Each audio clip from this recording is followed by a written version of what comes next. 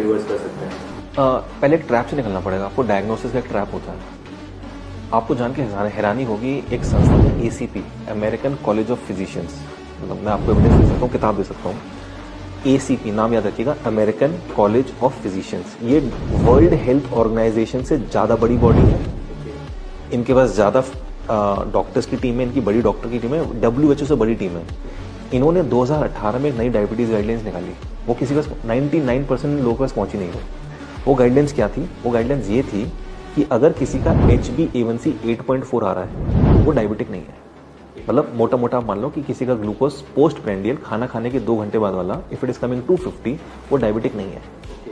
ऐसे में खुशी की लहर दौड़नी चाहिए, बट मेडिकल फेटर्निटी में मातम छा गया।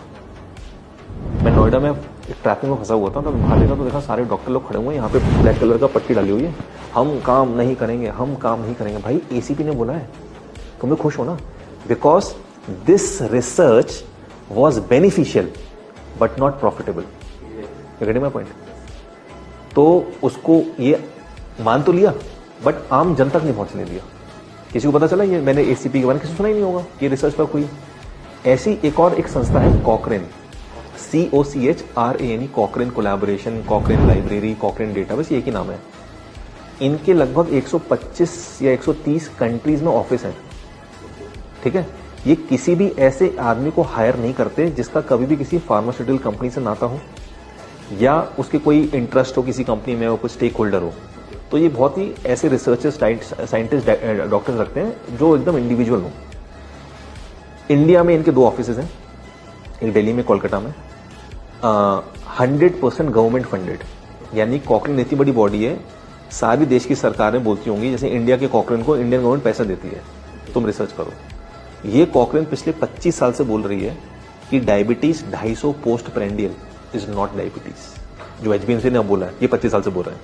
ठीक है, यही कॉकरेन बोल रहा है कि 160/100 तक अगर आपका BP आ रहा है, right, in that case you are not a BP patient.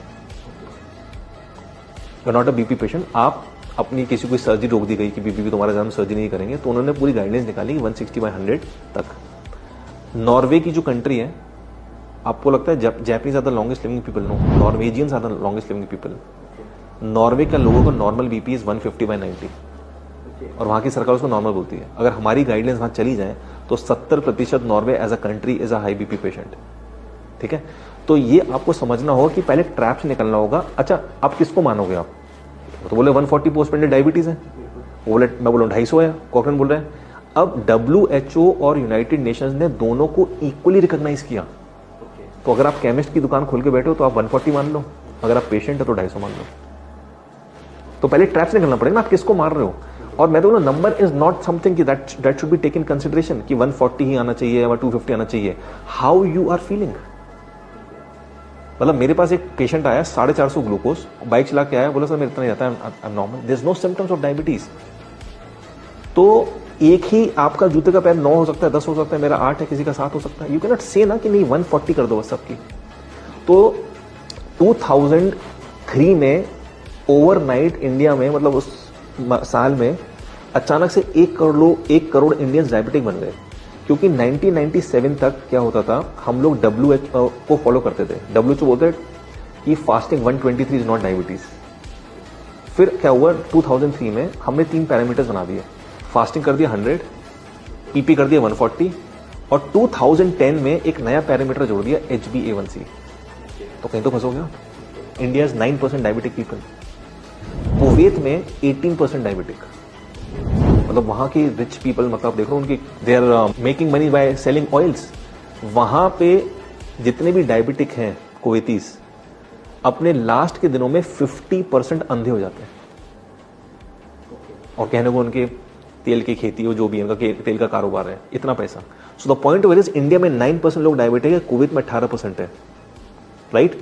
So point over here is कि आप थ्रेशोल्ड किसको मान रहे हो। आपको वो सिम्टम्स थे कि नहीं थे, आपने एक अपॉइंटमेंट लिया और आप क्या कहते हैं, आपने देखा मेरा 145 हो गया, आप डायबिटिक घोषित हो गए।